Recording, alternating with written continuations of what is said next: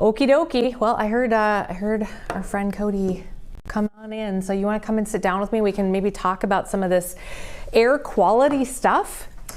I know that's a technical term that you may not be familiar with, but there's a lot of stuff going out there. This mic is on, right? Is it on? Is this mic good? Are we good? Are we good, guys? I can't tell either. Is Cody's mic on? Are we good? I'm on mic 4. Mic 4? Oh, I bet Hannah's getting you going. Knowing Hannah, she's on it. She's rolling with it. Well, just to kind of set things up, you were on a couple of days ago, and we talked about air quality. And at the very end of the conversation, you were like, "Hang on, do we have a minute? Let me just pull this up." And you pulled up this map. And to me, it's the thing that stuck with me the most in that conversation. So, can you explain to us what's going on? What's going on in Canada, Cody? And why can't they get a handle on it? I mean, I guess for the same reason that we can't get a handle on our fires. So it's not. This isn't like a new thing. I mean, it is a new thing in the fact that we're actually dealing with smoke and so much smoke. But we've had huge wildfire seasons in the U.S. as well. Parts of California, some of the largest wildfires in U.S. history in the last 5 or 10 years. Yeah. Same story with Oregon. They actually had their largest wildfire in Oregon history just last summer. I think the difference here is we're feeling it more because it's coming straight at us versus going up and over. So I know there's kind of this back and forth of, U.S. folks like Canada, get your fires under control, and Canada going, okay, U.S., get your fires under control. It's all kind of the same thing. The biggest difference, I guess, between sections of Canada burning and the U.S. is it's so incredibly remote. So think of how hard it can be for our fire crews, U.S. fire crews, to get to parts of the California mountains. Like, you're like, oh, it's just in California. It's right there. Why can't we get there to fight it? Get a chopper, dump some water. Right, but the amount of water that it takes, even for a small fire, I don't think many folks can comprehend, because you just put a little water on it. It doesn't just magically go out. It's not like a backyard campfire where you have a bucket. But imagine so your backyard campfire, say this, okay? You have a giant bucket that's roughly the same size, but you're putting 3 feet of water on it. Well, okay, imagine putting 3 feet of water on something the size of the northern third of Minnesota. Wow, yeah, okay. So that's 36 inches of water over 15 million square miles. Yeah. Well, how do you do that? Yeah. Clearly, that oh gosh, yeah, that helps put it in perspective. And that's just that would be with unlimited resources, unlimited money, and unlimited roads and access to those fires. And that's really, I think, the hindrance here is, okay, how much money do we all want to spend? And granted, it's not necessarily us, it's Canada, but we have the same problem. Like, how much funding do we want to put into our wildfires? We already spend hundreds of millions, if not billions of dollars, and can barely get them under control most of the time. Yeah. Well, do you want to quadruple that? Right, and these are areas in Canada that are sparse, right? It's not like populated. This is not non-populated areas for the most part. These are areas that don't have roads, so you can't get like traditional fire crews in there. So not only are you trying to attack this from the air, but you can't even get personnel in there. So you're talking about like parachuting fire crews. And then what do they bring with them? Like, they have no access to water. There's nothing there. There's no resources there. Yeah. So then you're attacking it from the air. Well, that's great. Okay, well, here's a few hundred choppers or a few hundred planes. Where do those come from? And then they have to be able to upload water. Where do you get the water from? How do you dump it? So there's so much coordination. It all takes time. If you're fighting it from the air, you can't have strong winds, which most of these locations do because they're remote. There's a reason there's a fire there. It's very dry, it's very windy. How do you get a chopper in there? How do you get a plane in there? So there's a lot more to this than most of us realize. It's not just simply, okay, well, let me bring a fire truck and put a hose on it and we're good to go. These are millions of acres. So right now, about 15 million acres have burned in Canada so far this year. That's more than double their average. Okay. Most of it has been in very remote regions, northern Saskatchewan. For those that aren't familiar with provinces, it's basically north central Canada. Less than 15,000 people live in anywhere close to this, and you can actually see it on our map there. Oh, yeah, okay. So this gives you a general idea, and I believe, Natalie, you're controlling this. I do have IFB4 in if you want to talk to me. Yeah, so she's talking to me. So Natalie, just kind of scroll up, bring the map into more of Canada. There you go. That's the fire. So all the little dots on there, those are all the main, I shouldn't say little dots, all the red larger dots, those are all the main fires. And then all the color on that, that's all thicker and thinner levels of smoke. So if you drop the map back to the northern US, that's very much north central Canada, so bring us back, there you go. There's Minnesota, kind of center of your screen. Yeah. You can see some of the yellows and oranges and reds. That's thicker smoke, that's why we have air quality alerts. Well, bring us back north. Sorry, Natalie, I'm going back and forth on you. You can see just how thick and how much of the land is covered in Canada. Well, all of the purple and reds on there in northern Canada, nobody lives up there. I mean, I shouldn't say nobody. There are a few folks, but we're talking less than 15,000 people tops, because 90% of the population in Canada lives within 100 miles of the U.S. So, what? Really? Yes. I never knew that. Because there's so much tundra up there. They have what they call, I'm going to get this wrong, but it's like the Canadian granite zone or Canadian some sort of rock zone, where you dig 1 inch under the soil and you get to like granite. You can't farm, you can't build, you can't do anything. There's just nothing up there. So most of that is forested by very specific forests, and I'm going to get the name of the trees wrong, so I'm not going to say them, but they're deciduous trees. Okay. Coniferous trees, so they don't lose their leaves. So pine trees. But that's what's burning. And so there's no road access for the most part. There's hardly an airport, so you can't land a plane. So you have to have very specific aircraft to even be able to try and fight these. Huh. And so it's just kind of a losing battle. Now, has this become kind of extreme, not only this year, but especially in 2023?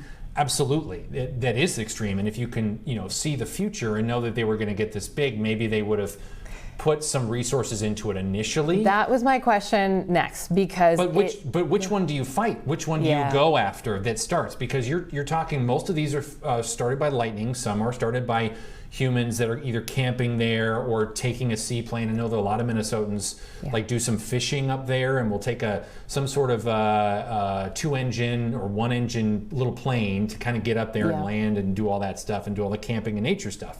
But there's no cell phone signal. We're talking the tundra. So it would be next to impossible or exceedingly expensive to be able to fight these. Wow. Can we zoom in at all? Just even a little bit, Oh, you Natalie? absolutely can zoom in. So Natalie, you can zoom in on some of the red dots on there, and that will expand. So you see there, you can actually see the fire zone. So the bright red things that are popping up. And where's Minnesota? That's all active fires. Minnesota is not here. Okay. So this is 3,000 miles north of Minnesota. Oh my gosh. This is north central Canada. This is the middle of nowhere, where essentially nobody lives. Okay. So all of the orange shade circles, those are all what we call hot spots, or active burning locations. Look at how much of the forest is on fire. Now, that doesn't differentiate between super out of control, super high burning, high smoke areas from the areas that are what we classify as naturally burning, meaning it's kind of burning some of the brushes as it just kind of rolls along the surface and doesn't actually burn the treetops. Those are what we call the natural fires. Okay. I hate to say this, but the non-natural fires, the fires that we have become more accustomed to just because of our forest management over the last 50, 60, 70 years, or the super hot, really smoky fires, what we call, that produce the pyrocumulus clouds, the big, huge clouds, and thunderheads kind of produce their own weather. They produce the fire tornadoes that we've seen videos of. Yep. Those are the super hot, not necessarily naturally occurring fires that have been around, that haven't been around all that long. Okay. The fires that burned hundreds of years ago and thousands of years ago that were naturally occurring without humans around would basically are much cooler fires. They burn kind of the grasses. They lazily roll along. They don't end up burning the treetops, and that's actually how you get new trees to form. Isn't it regeneration? It's all the regeneration stuff. But it's the really hot, the ones that are 2,000 and 3,000 and 4,000 degrees that burn everything. Those aren't regenerative. Like, that literally destroys everything. Now, stuff eventually starts to regrow because it's just some of the natural cycle of how this works. But in terms of those produce by far the most smoke. Those produce the most hazards for everything, both living and non-living things.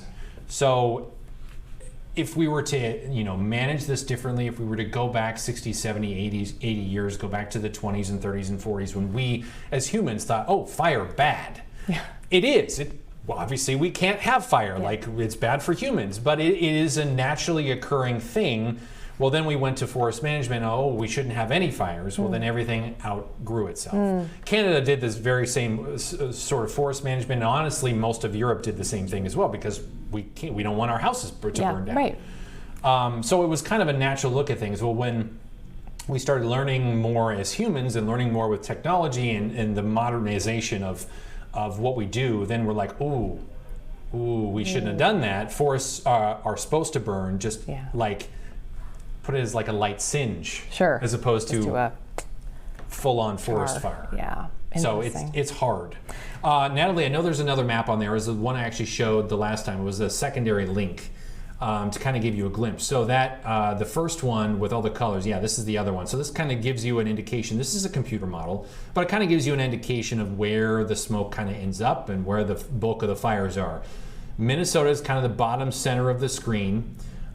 So these are so much farther north. This is northern Saskatchewan, northern Manitoba, and then kind of in the Nunavut, Northwest Territories area. And that's honestly pretty common areas to burn. The reason why, some of the reason why this feels kind of like a new thing, A, we know more about it. B, we're able, so this is a computer model. These computer models have not been around all that long. They can actually track some of the smoke. This is a relatively new thing over the last 10 or 15 years. Interesting. So this is again where the funding and technology from NOAA, these are all NOAA products, comes from. If we didn't have that funding, we would still not know this.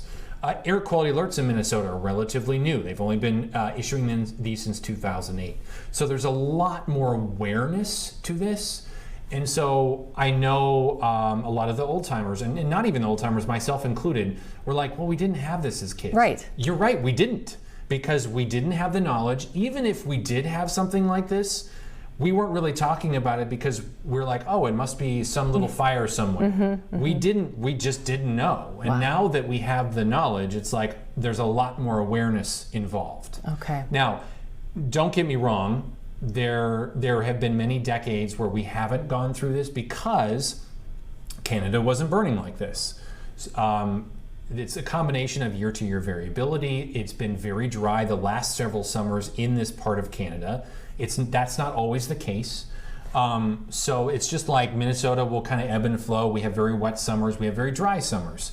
Everywhere else is essentially the same thing. So this part of Canada specifically is going through a very dry period, and I think they're also seeing a bit of a renaissance kind of since COVID of people getting out into nature, getting farther away from other humans, going to places maybe we haven't really done a lot of stuff before, and so people are careless. Yep. All of us Starting are. fires. And so you start a bonfire, and all it takes is one.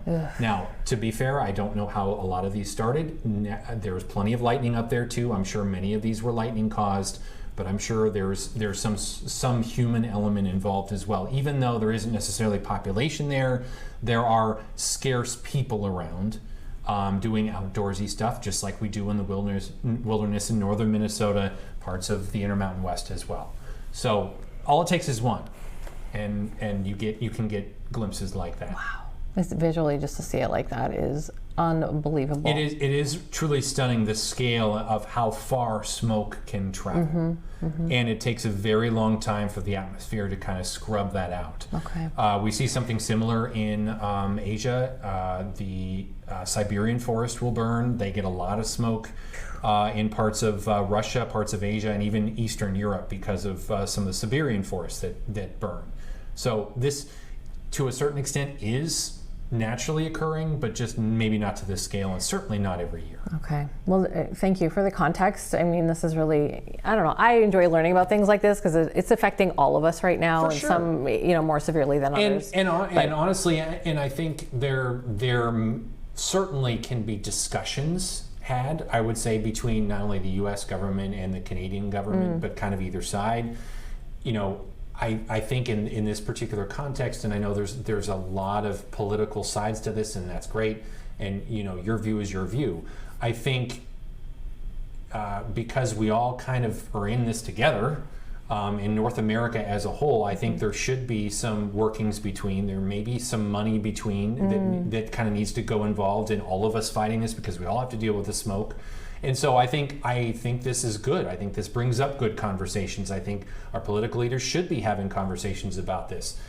How you solve this, I have it's above no your idea. pay grade. Above my pay grade. Yeah. How you solve this politically, how you solve this with money, how you solve this with resources, that's going to take a lot of discussion, and discussions need to be had, and hopefully we can we as a society, we as both the U.S. and Canada can kind of figure something out in the future. Yeah, right. Well, it'll be interesting to see, you know, what happens summer after summer now. You're right. We're noticing it more. We're you know, tracking it more, and we're talking about it more for sure. All right. Thanks, Cody. Yeah. Appreciate you stopping Anytime.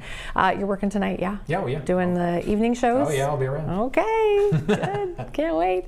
Appreciate it. We're going to take a break, and we'll be right back after this, and we'll take you out to Vikings training camp coming up next. Stay with us. All Day Live continues.